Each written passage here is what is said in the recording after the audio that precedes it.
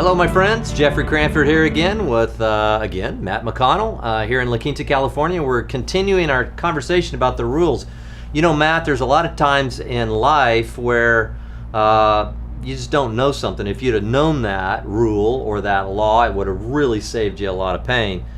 And it's the case in golf as well. A lot of people say, I don't care about the rules, don't know the rules. But in fact, had they known the rule, they could have actually helped themselves. Give me a couple of circumstances, Matt, where the rules, not knowing the rules, can cost you, or knowing them can really, really benefit you.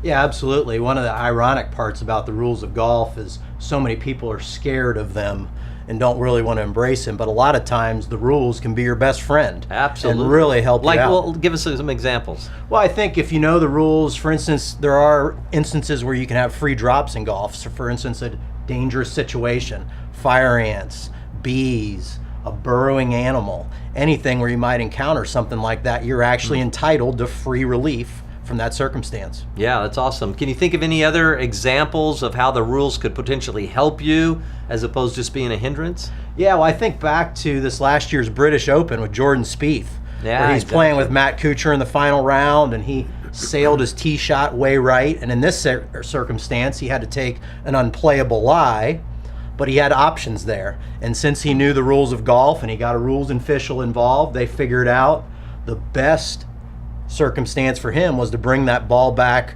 gosh, I think it was almost 100 yards, keeping that point between him and the hole where he could take a drop, hit a hybrid up just short of the green, ended up making a beautiful bogey, which kind of spurred him on to winning that tournament. Wow. Yeah, amazing. So knowing the rules obviously can be beneficial. Now, again, like we've been talking about, we're not under the rules for righteousness. But having said that, God's insight into human existence and flourishing, if you want to flourish as a human being, read the book of Proverbs. It's phenomenal. And in fact, I read Proverbs 12, verse 1. It said, whoever loves discipline loves knowledge, and he who hates reproof is stupid. Look, so when I take that, I say, well, this is a, am I not a Christian, or am I not saved?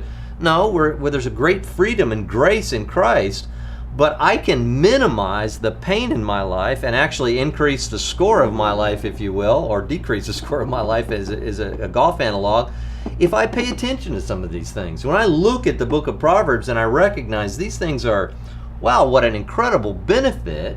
If I just had understood the way God created me and then lived into that truth, I wouldn't have cost myself that relationship. I acted like an idiot if I had only known.